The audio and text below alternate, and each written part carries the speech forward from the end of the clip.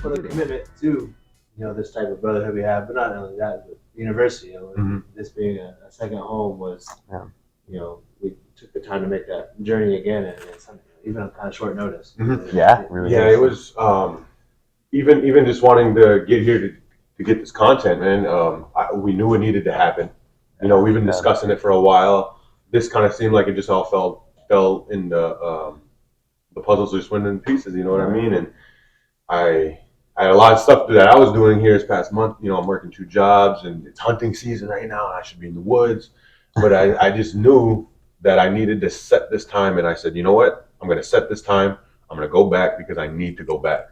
It's something I felt inside that I needed to do. I needed to come back to Haskell. I needed to come see the basketball games and come in the locker room and experience this because it was just something I felt, and I was communicating with you guys. I wanted to get you guys back here, and then when I heard Dom was, I was like, Dom's coming, and Bo's coming, and Wood's already here.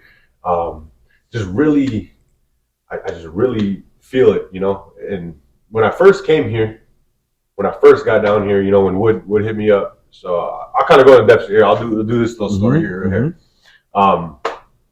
Ellenwood, he seen me play down in Florida at a tournament. This is the first time I met a lot of the basketball players on the native circuit side. I was new to it, it was the biggest tournament I ever played in.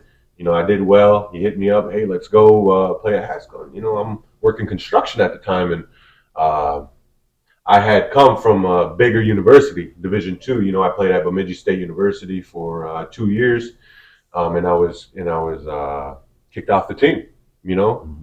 Pej, Coach Kilsco, you say. So I had to learn how to humble myself. And I was humbled that year. So I wasn't going to school. I was just working. I didn't really know where my life was going at the time. I didn't know what I wanted to do. And, I knew I still loved basketball, and, I was hooping here and there. And then Wood gave me a call, and he said, hey, a couple of days to make this happen. Are you going to make it happen? I met with my family. They said, if you want to do this, do it. So I said, all right. My brother and my mom drove me down. They dropped me off. I had a room in the dorm. It was me, Jimmy Wilkett, and Byron in that big giant dorm, bro. Man, we had some fun in there. Big Jimmy. Oh no, Jimmy wasn't there till the following year. It was me, Chaske, and Byron. Yeah, Chaske Valdez, that's my guy. Shout out Chaske if he's watching. But I didn't know anybody. I knew Rob Head and Curtis Hool at the time, and then you. We were hooping in open gym. Bo comes up to me, hey bro, how you doing? I'm Bo Shneider. I'm like, nice kid, bro. Why are you so nice? Like, why are you so nice to me right now? Nice to me, man. Hey, here's my number. If you need anything, I'm from here. And I didn't know that. Okay, cool, man. And as we got on, our friendship started developing more and more. I started feeling a little more brotherhood. You know what I mean? Yeah. Something I never felt before. Even at my old school, I never felt like I could just trust somebody with, hey, this is what's going on in my life. You know what I mean? And give each other bounce back advice. There wasn't no brotherhood I had at high school and college, and it was something I felt like I longed for. And as we grew, I felt like I was growing, in a sense of I really, really got out of my shell. I don't talk to people very often, you know what I mean? I can speak and we can have conversations, but I'm very timid on who I let in, and it's probably something on who I am. But when I felt like, we opened up in that brotherhood bond, man, it just felt like I could be a better person. I could be more of myself. And I could, and I grew in basketball, man. I felt more confident in myself. I felt more confident with my friends. And when that camaraderie built, it just kept building me up. And that's what you brothers do. You build each other up. And you don't tear each other down because someone's doing this or someone's doing that. And we need to, that team is something that I brought towards my coaching, and it really helped me develop as a coach. And, whether you know it or not, the first time we met, the first time you spoke, that kid really knows how, to introduce himself, and I use that now, you know what I mean? And I really think, man, it was meant to be. You know, it's not all about Division One. You know, it's all about, oh yeah, I played D1, D2. This is what it is. Basketball is basketball. Mm-hmm. You know, if you can succeed here and succeed over there and over there, you're a good basketball player. It's not all about what your resume says or where you're at. You know, it's about what you're doing, and at that time, are you grinding yourself to get better? So when I came down, and it was that first year, it was like there's like 30 people in the gym, and I'm like, man, we have 30 people on our team. Like, and it just starts filtering out.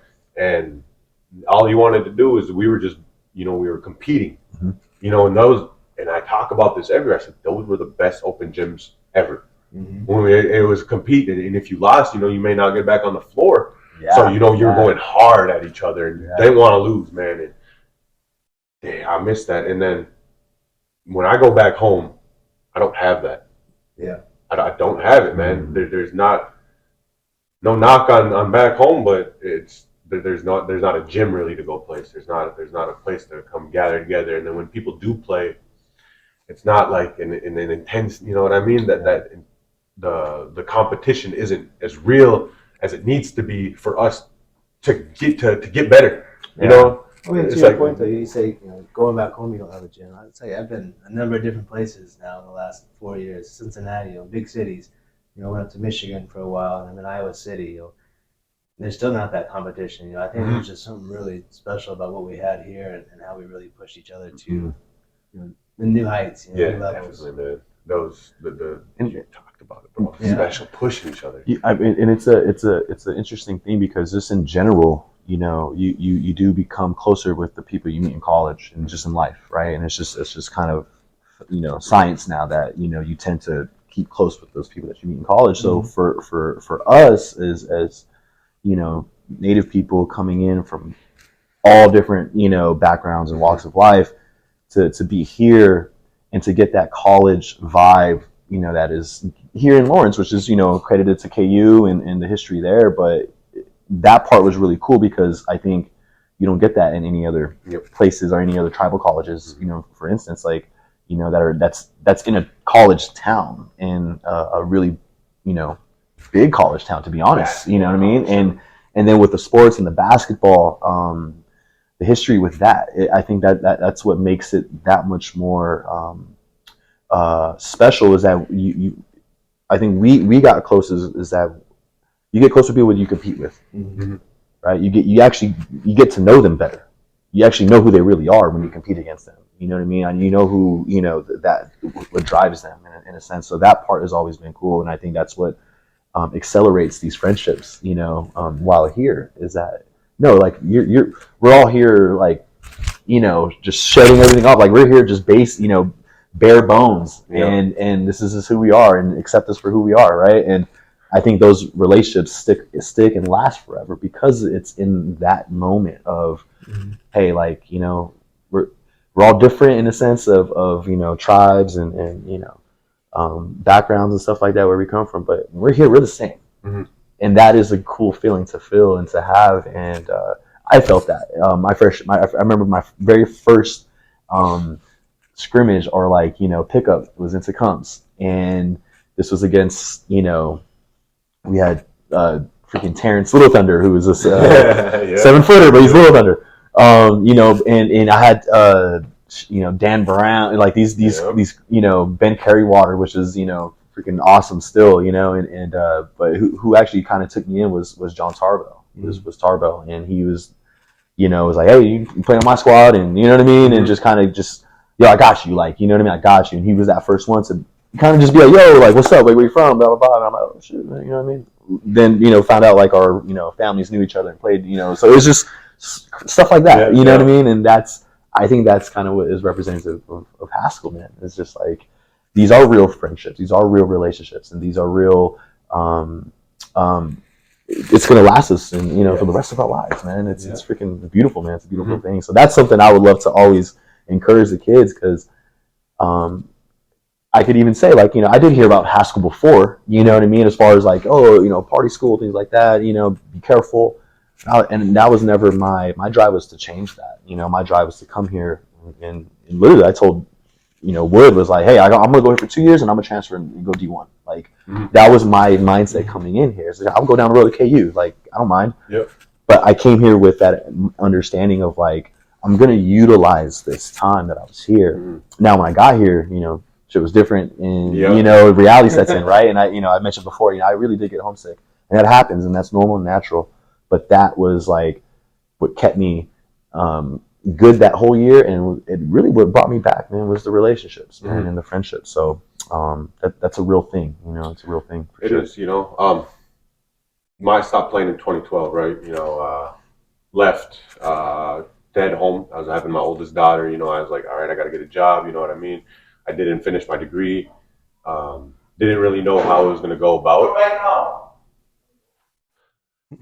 But we're good. Yeah. So, Bacon, is that ready? Bacon, oh man. Shout out Art July. So I went home, and I started a basketball coaching the basketball program at the Leech Lake Tribal College. And I didn't know what I was doing. The only thing I did was I remember the things that worked at my colleges and did those. And then I thought from my own brain, this is what I think we should have did then. And then I implemented that type of stuff. So it was my own coaching thing, but it was influenced, with Kills Crow, my former coaches up at BSU, and then watching, a lot of watching, you know what I mean? And when I was up there, I was just like, I felt like I needed to come back. And I didn't know when I was coming back, but when I decided to come back, I was like, all right, I'm going to commit to this. I'm going to commit to getting my degree. I'm going to go down there, finish it out, get boom. You know what I mean? And I bought the place at the Rockland. Rockland, yeah. Yeah, when it first opened up, has the pool there, the indoor gym, and it was just like something I really wanted to do. So what my mind frame coming down that second stint in 2015, correct? Was I want to grind in the gym, I want to grind in the classroom, I'm going to take care of this, and I'm going to go home, and I'm going to be accomplished with my degree and what I did down here. And little did I know, it was our talks, it was the bouncing of ideas, the grinds of all-nighters back, and I was like, it was hard, but it was good to do it, with my brothers, you know what I mean? And you're grinding that bake, you're getting your masters, and we're like, all right, we got to do this, we got to do this, and helping each other that way really influenced me how I wanted to coach my teams. Yeah. And that has really reiterated with me and how forward, if I am to go back and coach, wherever that may be, you guys are influencers in that. And I need you guys to understand that, because I try to take a piece from every person that's in my life and learn from them. And I feel like as a melting pot, Haskell Indian Nations University should be doing that with each reservation. What are we taking from this place? How can we make our place better? And when the people are here, man, how like we just need to start bringing this to the forefront of how we're going to build this up more, because this is something that Elwood talked about. It's unique, man. It's unique in a sense of every single state has somebody here, right? Except for maybe like Indiana or something. Maybe, yeah. Say there's probably somebody. Yeah, there's probably somebody there, though. Some descendant came down, let's map that out, like, why don't we see that? Why don't we know where everybody's at? Let's look at that alumni list. Let's see where they're at, what they're doing. There could be some millionaires out there who just never really thought about, maybe they want to and they want to come back. And they just, we got to give them the opportunity to come back and build it up. And I think it starts here, though, bro. Like, I think it starts with this, right? Like, I think we are. I would like to assume that we are in a position that there's a lot of responsibility now for us, and that we have to, like, not be afraid of it and take it. We got to take the responsibility. So stuff like this is what needs to be done. You know what I mean? And working in settings and areas, working in businesses. We need more lawyers. We need more stuff like that. That we are resourcing and outsourcing, and bringing those back into our communities, back here to Haskell, back to the to the people. And I think that's what is what's going to separate us now is doing stuff like this, is because it's coming from us now, right? We're in that position of we're still figuring it out. We're still in the journey of trying to, be successful in any manner of what that is for us. But that is kind of like we have to still create those opportunities. We have to still put something out there, and this is what this is. We're creating a platform. We're creating a platform to showcase that and to maybe allow people to come back in, because of how we know how crazy it could get, right? How Haskell could freaking grab you up, spit you up, and spit you out. But if you're not on your grind, and that's kind of what Coach was saying. That's what we're all agreeing on, is that you could make Haskell could be anything you want, and it could even be on the negative side of things, right? Like if you're not coming here for the right purposes and for the right reasons, people think it's easy, or you're not trying to put in any work. Then it's not gonna come out on your side. It's not gonna benefit you. It's gonna probably you're gonna feel like why am I here? And then you're gonna go home, and then that's the cycle that is a negative cycle that keeps going, which we are trying to change. That's one perspective. Yeah, for sure. Well, I think with that too, though, I mean, that's, we talked about it a bit. I think that's from an individual's perspective, but no one can do it alone. And, it comes back to that camaraderie, and if your teammates, if you're even just peers in the classroom, like, holding each other accountable, and just checking in on people too. And we each year had our own struggles with academics, and I think if we didn't hold each other accountable in the classroom over at OK Hall after hours, trying to get online courses done. 24 credits in one semester. 24 credits in one semester. I'd venture to say if you try to do that alone, man, I don't think you would have stuck it out. I wouldn't have. And so it's important to lean on each other, I think, and really lean on the community that is Haskell. That's the uniqueness that Haskell brings, though, man. It is because I was at a big university, right? Been to big university before. There's not that native closeness, you know what I mean? And that being able to come down here and, you ain't eat yet? Come over here, come get some food. We feed our people here. We take care of our people here.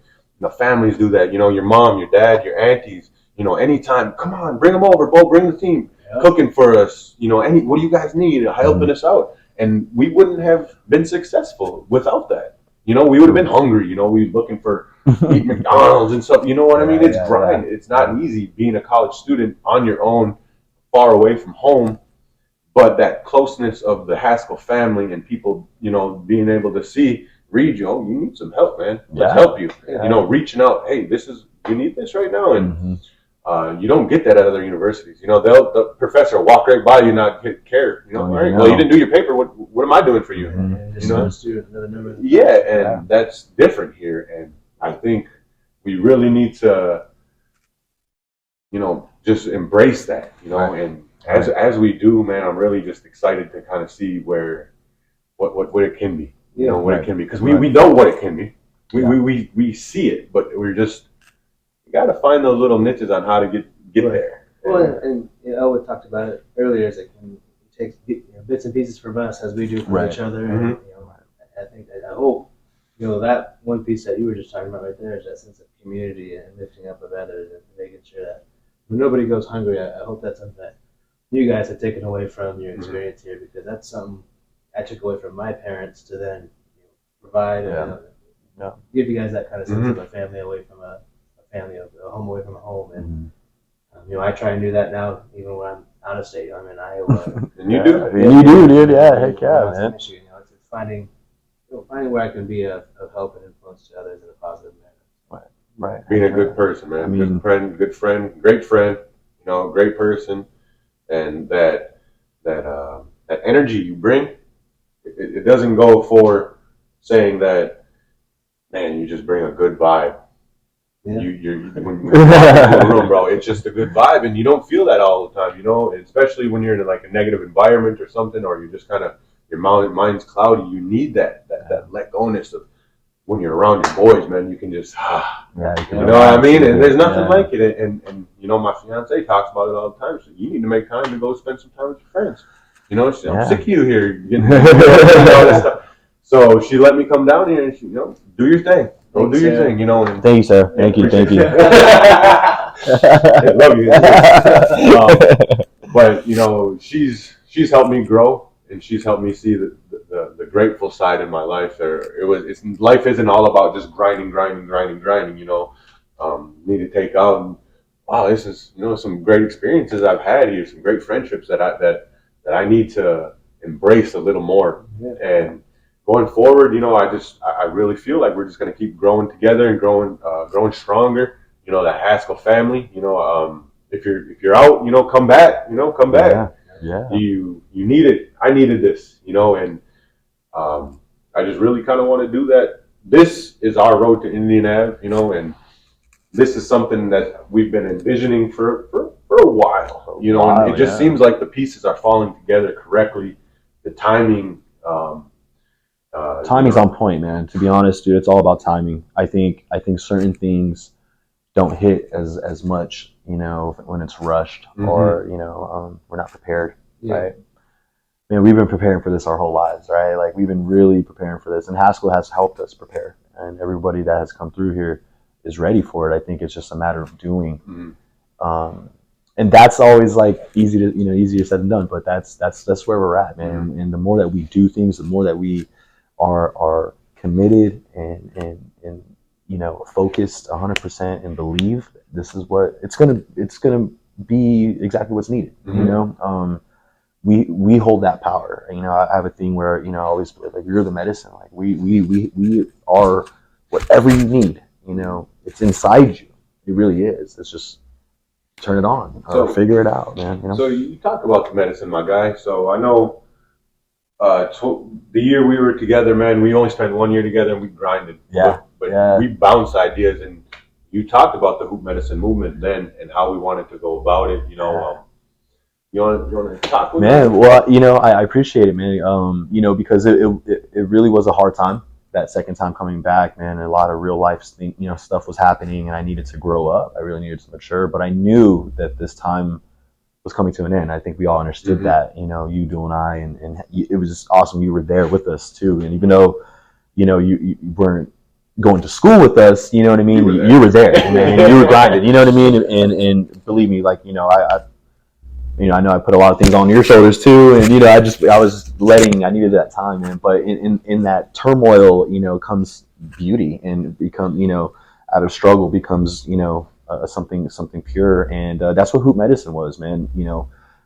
When I got ruled ineligible my last semester, and so I just knew I needed to be prepared when my time here was done. And I always wanted to be around basketball. I always knew basketball was going to be my life somehow, if it was coaching or training. And the training wasn't that big at the time, to be honest. It wasn't as out there. Social media wasn't really covering as much, especially in our native communities, And I've always believed that was the difference for me, was that I was actually getting a lot of good training growing up in California, and just in the areas that I was at. The competition, was great, and I just utilized that. And so when I traveled, from my first stint to my second stint back at Haskell, those years in between is when I started traveling.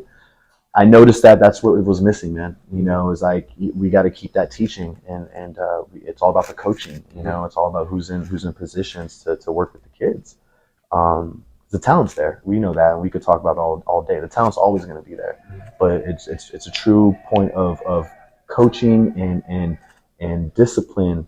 By the time they make that choice to pursue this, to pursue this game, to make it a real avenue to success. You know what I mean? And success could be anything.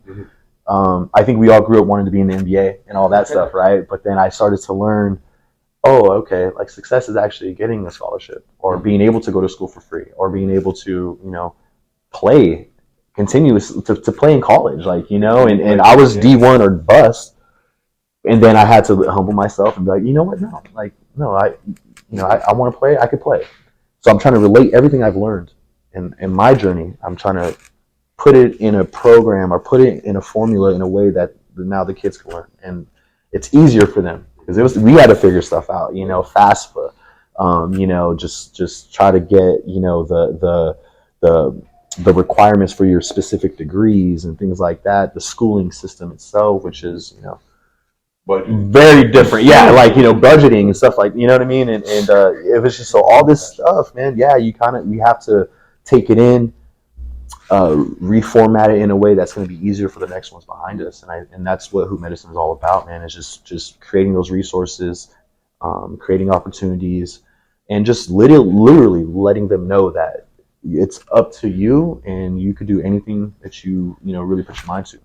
They got the resource. The resource is right there. It's handle that uncomfortableness.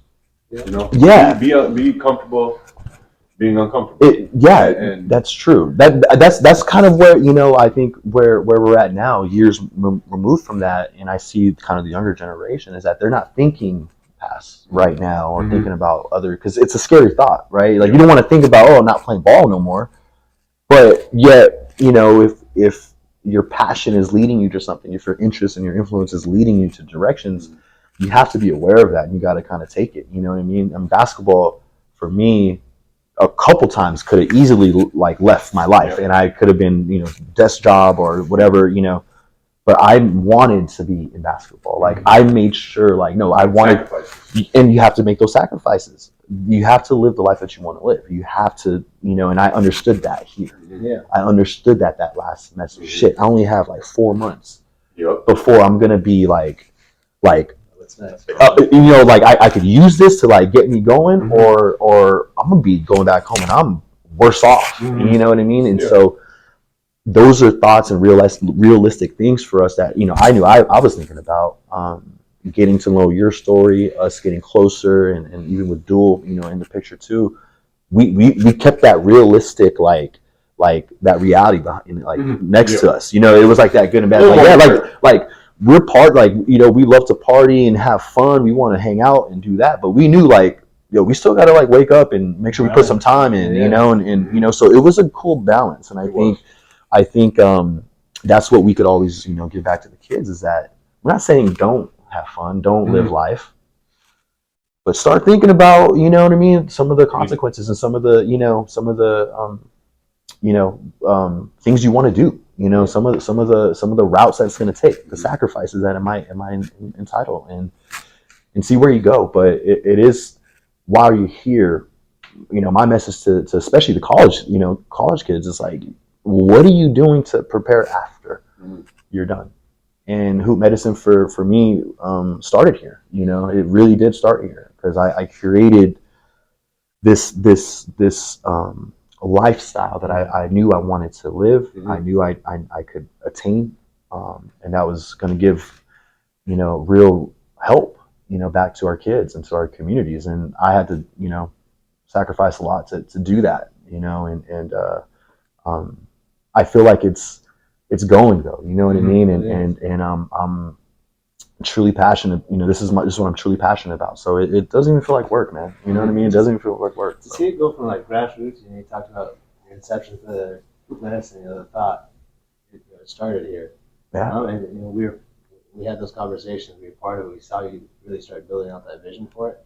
To see where it is now, man, it's been awesome to watch that journey for you. I appreciate that. Talk a little bit. Where has it taken you?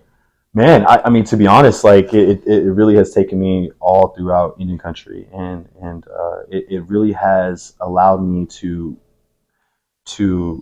gain their perspective. And I would say there is because I'm a guest most of the time when I get invited to these places and to these communities. I want to showcase them. You know what I mean? So that for me has always been like the beautiful thing, and I see so much now, bro. Like there's so much that is. I think people, just pass by or don't even really realize, you know what I mean? Certain kids too that are, where they come from here, they probably don't even think about how beautiful their home is, right? Because we're so programmed, the traumas, the negative stuff, you know what I mean? And let's get out of here, like, get out of here. But it's not, man. It's you could do so much and give back in so much, in just you doing what you need to do, you know what I mean? And so for me, I just been so very fortunate to see a lot, to be aware, a lot of what's going on, and just stay with my passion. There's so much more I have to do. I feel it's a hard question. It's a hard answer. because, to be honest, I still feel like I haven't done enough. You know what I mean? As much as I probably have, there's so much out there that needs to be done. So you got everything that you want to do, man, but everything that you've done, you got to understand it's an accomplishment. I appreciate and that. you need to, whether it was good or bad, you're learning from it, and this is the road. This is the way we learn. Yeah. It's through trial and error. You know what I mean? Yeah. And the way it's grown, and to see people, just really, really like embrace it. Yeah, The embrace of it. It's cool to see. And it doesn't need to be. You are honoring our only path. Yeah, that's the uniqueness to it is, it is everything about you within that. What you've created, and it is your way of life that you want to live, and it's a Hooper's way of life, and living a Hooper's way of life is not the same as living a traditional student's way of life. It's not being the same as a regular person working a 9 to 5. There's different ways, and there's different grinds. The kids that are coming up, you do need balance within rest, eating, everything that you need balance in, but if you're not working at this like it's a 9 to 5 job, you're not going to get anything out of it, and you're not knowing who's holding you accountable. If someone's holding you accountable, and you're not, and you're able to go to do that, maybe NBA might be in your, maybe pro basketball, but you need to discipline yourself. You got to put the thing down, and you need to think ahead, as you talked about, and embrace the training. The hard stuff. Yes. The things you're not good at. You know what I mean? And when I start taking that look at my game jumped. It's like, all right, my left hand's not that great. I need to be better on defense. I need to pass the ball better. I need to rebound better. I need to do all these little things better. And then everyone just started coming to me and like, wow, it's like your game has grown. It wasn't just scoring. It wasn't just shooting and stuff like that. And I felt better. I felt winning was easier that way. Yeah. When you're a full around type player, and we're gonna get there, man. Yeah. But you need to come in. Come in. Who's that? Yo! Oh, there he is. Oh yeah, no, you're hopping in. Oh, you're hopping in. You won't believe it, bro. I see. I heard it. We got the news. Hey, look. Hey, no, we heard the news. Hurry up, take a shit. Hurry up. We got a mic for you. Heck yeah. Mr. Bo Reed. Yeah. I want to hear about your journey after Haskell, bro. It's inspiring, and what these people need to hear and these kids need to hear is, basketball, you can love it, but you need to have that goal of what you're going to be doing with your life. And I think the way you went about your life, and you got your master's degree, you got the good job, you grind at your job. It's not an easy job, but you bust your butt. And as you get through it, man, just tell us about that and taking a step away and having to go your direction, which is honestly the smartest direction. You guys talked about D1 or bust. I think D1 was kind of never really in my vision. I kind of was realistic with my abilities, but Haskell was definitely somewhere I came to and try to make an impact. Compete at the highest level that I could here, and again, always having that knowledge of there's going to be something after this, and what is it? And I didn't know what it was, honestly, but in schooling, I kind of put my head down, and grinded it out, and make sure that I exceeded in the classroom. And when my time here at Haskell finished, it was back in 2014, and I graduated. It was kind of that what's next type feeling. I was fortunate that I got a business degree, business management. And so the first thing I did when I graduated was I just Googled management jobs and just started applying to anything that had a manager in it, and found my way into the apartment industry, property management in that sense. And I took a lot of the mindsets, approaches that I had in the classroom and in basketball, stuff that I really adopted from playing alongside you guys, studying alongside of you, and just having that determination, setting a goal and then going after it, and not letting anything get in my way. And that helped me grow very quickly from the start of my professional career to, I think in my first 4 years, I had a promotion every single year. Yeah. Became a property manager of a apartment complex overseeing 630 residents, 200 apartments, 10 buildings, and I was just 20, 23, 24 years old when I took on that type of role. So,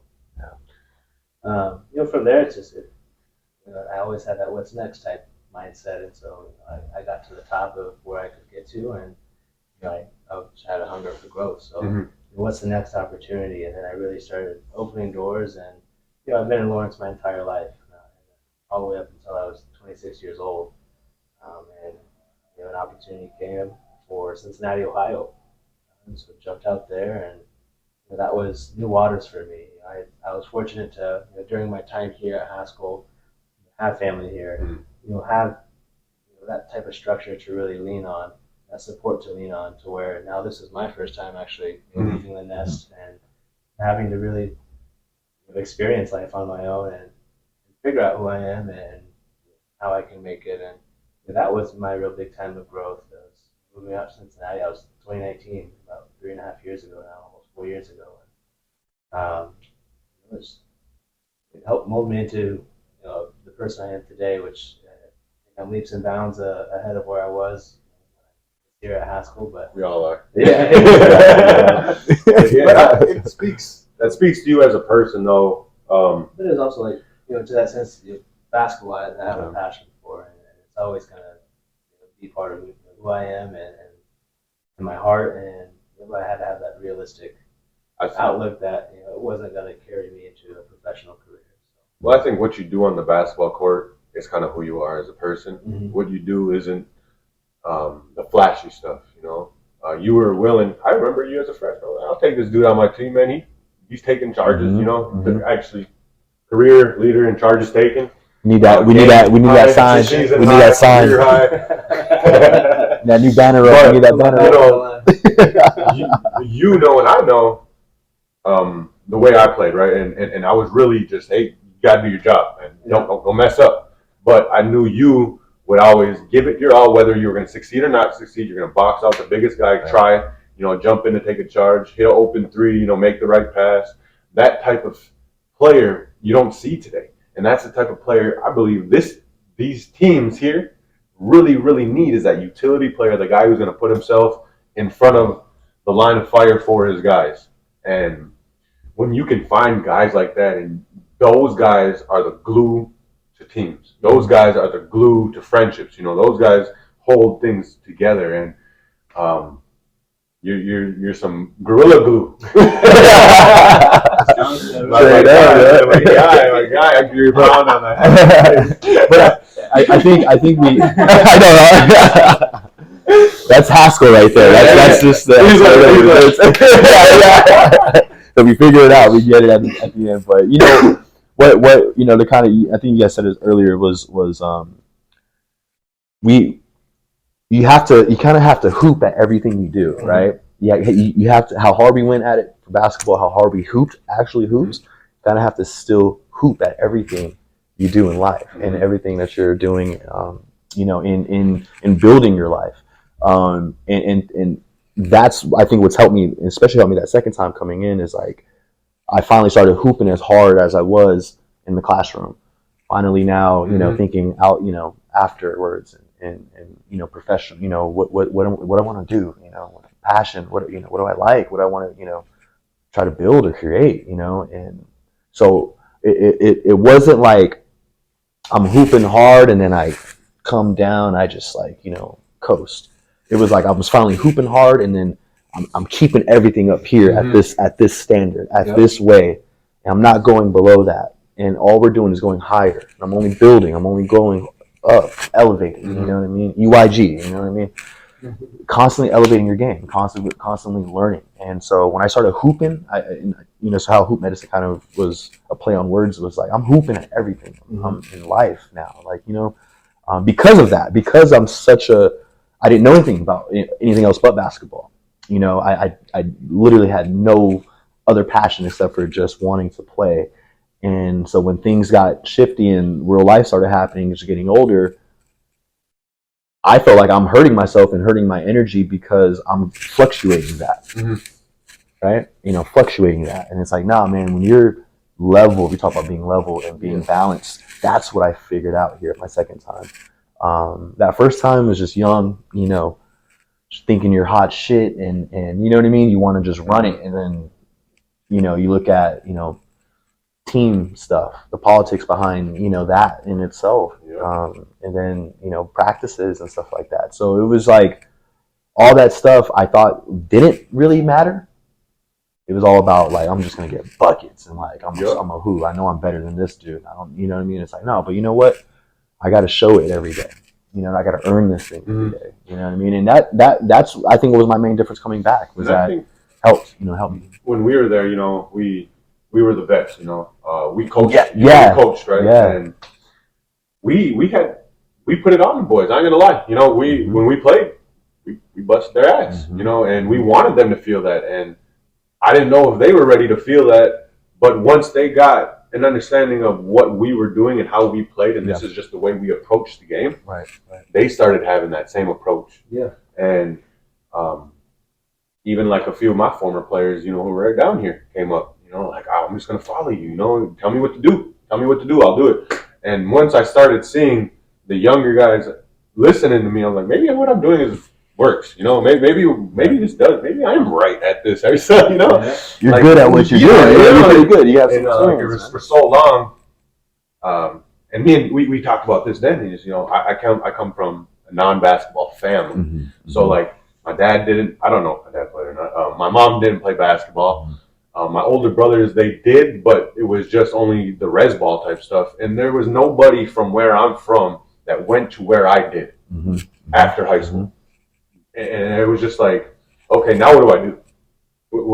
Okay, so what's going on? It was just, so I had to create my own road, my own path. I made a lot of mistakes, but those mistakes helped me build up, helped me learn, helped me grow, helped me find comfort, helped me find family down here, and those mistakes brought me down here. Yeah. Without those mistakes, I would not have came. And no one's gonna have that straight line, straight to the top. Nobody. You can have athleticism that'll help you get a little higher. A little quickness, same thing.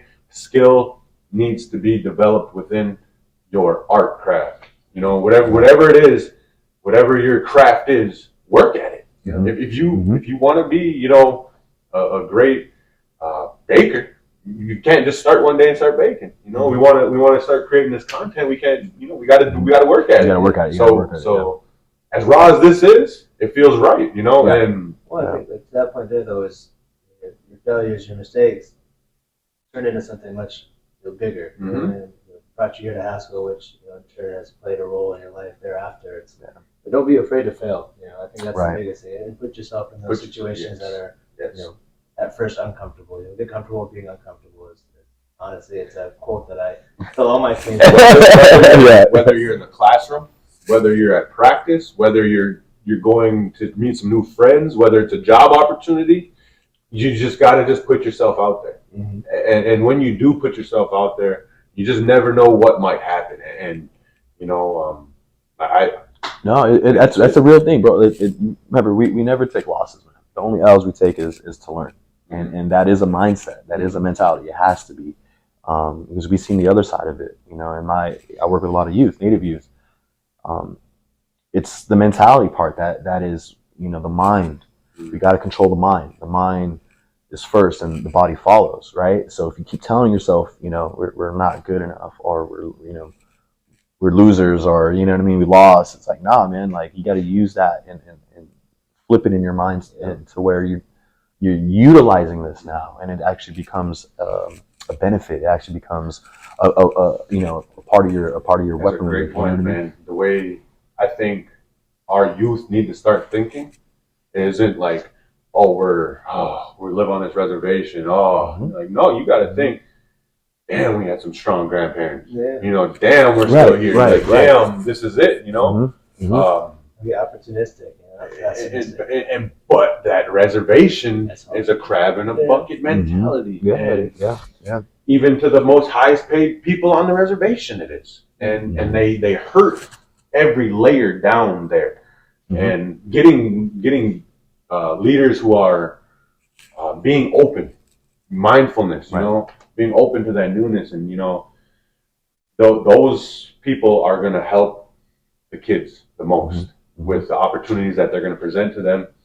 But we also have to show them, hey, be happy in life, man. You're going to make mistakes, and just, you know, be the best person you can be. So, you know, as we're going through life, I try to be a little like this guy, a little like this guy, and, you know, just really growing. And we're the movers. You know what I mean? You know, as much as we didn't want that platform, as much as we wanted, I wanted to just be, hey, man, this is who I am. Just leave me alone, man. I just grew to understand, man, these kids just won't stop following me. Yeah. Well, that's a part of the responsibility, man. And you know, I think again, we have to be open enough to do that, because you don't know who's watching. You don't know who's really being influenced by, you know, your moves and stuff and what you're doing. I have to really keep myself in check a lot of that, because I do get messages from kids still, and you know, my platform has become somewhat of a, you know, a positive mindset, you know, positive mentality. I'm trying to create a positive philosophy that they could, you know, we could believe in, and it's being something that I want. Like, when if I was a kid, you know, this is what I would want, and I would want Hoop Medicine to be that, or you know, to have a program or have some entity out there that I could believe in, follow through, that represents me, that understands, you know, my struggles primarily, you know, and that is something that, again, that's where we are in that position now.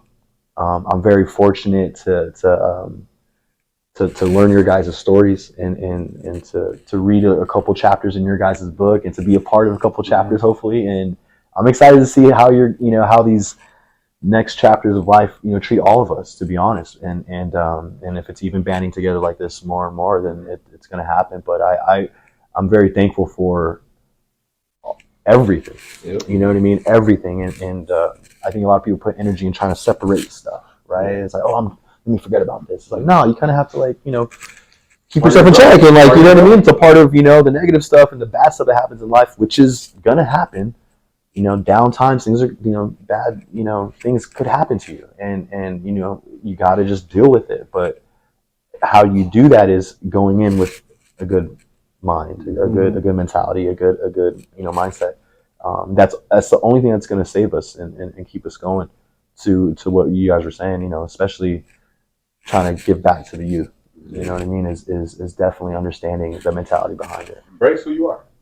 It's identity, man. Yeah. You got to know who you are, and I think that's why when I'm around you guys, and I vividly remember, like, my first interactions with you guys in that sense, and I think it's because of that. It's like, you know, we're sure of ourselves, like, we were sure of, you know, who we are and stuff like that, and we all met each other's, again, destiny, and it's meant to be. But we met each other's in these times in our lives that were. We gravitated towards each other. You know what I mean? Yeah, it was this weird thing. We didn't know it. And we didn't know it at the time. Yeah, we didn't know it at the time, but we definitely needed it, man. And I know I did. And you know, shit, I still do. You know what I mean? I still need this. And but that's something that I've always remembered was just being so fortunate to be in the same room with you, or to, you know, have these talks with you guys, and to, you know, help you guys in a way, because you guys are helping me out. Just hanging out is helping me out. You know what I mean? Just taking a ride, or, you know, you guys picking me up to go, you know, get something to eat. If we all needed that, it was big. You know what I mean? From the smallest scale to, you know, us going out or something like that. You know, it was like, nah, man, like, just being together, and that's what we're trying to bring. You know, that's what I always try to bring with Hoop is the circle, is everybody's, you know, together. Everyone's connected, whether we believe it or not, whether we want to, whether the world tells us to separate and to, you know, divide. Us as Native people, who we really are, our real beliefs is to bring everybody together, man. And I think we're at that point. You know, I think it's a crazy time just in life in general, that we could do it. You know, we could do it. But I'm thankful for you guys, man, because this is cool. It's definitely awesome. Thankful for my guys, man. Wouldn't know where that mental health. Yeah. You know, it's good. This is, you need this. You know, you need the camaraderie. We need each other, and, you know, like you said, whether we know it or not, our spirits did it. They did it. Yeah. We're gonna do it, And a lot of these kids really need to be confident in themselves, their identity, and then just embrace it. And just like, you're not just a little Indian kid, you know what I mean? Yeah. In a white school, Yeah, you yeah. know? Down here at Haskell, you know, you are just a little Indian kid, but know who you are. Mhm. And bring that Mhm. to here. You know, bring that part of you here, and show other people that this is a big melting pot of nations. Yeah. There's no other place. United Tribes on a small scale, not like the 4 year at Haskell. Just really, really, really love this right now, and I think it might be that time to go eat. Well, I appreciate it, man. Thank you Hey. so much, babe, for doing this, dude. Oh, For real. man, I love you guys. Love you guys, man. Yep, You already yep. know, man. Always. Thank you guys. Not going to be the last time by any means. One a minute. We're going to get this rocking. Definitely, like I was definitely say, like, to the youth, as an outgoing thing, keep it up, grind hard, don't stop. The biggest thing is to don't stop, and to put yourself out there a little bit, ask for help, and we're here for you. Well, I think my message beyond the youth is to the adults that may be watching this is understand, like I said, your identity and the influence that you have over the next generation, and push them to succeed and push them to find themselves and better themselves. I love it, man. Growing up, you got to remember those times that you were a kid in those situations, and you really want to make sure when I'm in a situation and I'm an adult and this is a kid, I want to make sure they have a positive situation. I want to build your confidence in some way. I want to build you up in some way, and then when you leave here, you're gonna be happy, and then when you come back to me, you're gonna remember that feeling, and you're gonna want to grow more, and that feeling of hey, this person talked to me, they showed me love, they showed they care. And as we do that, especially with the kids with mental health illness, just be aware, man. These kids just want somebody to talk to. Yep. Even basketball players, the best basketball players in the country, they just need somebody to be real with. Yep. And that camaraderie that we've built, we can be real with each other, and we can speak and then be real, 100% truthful. Kids need to find that too. They need to find a trusting adult to be able to do that with. And You find their Ellenwood. Yeah, That's true. You need to find your place, and you do belong here. You do belong here. We belong here. Yeah, we We do. belong here. Land back. No, I'm just kidding. All right, boy. All right. Yeah.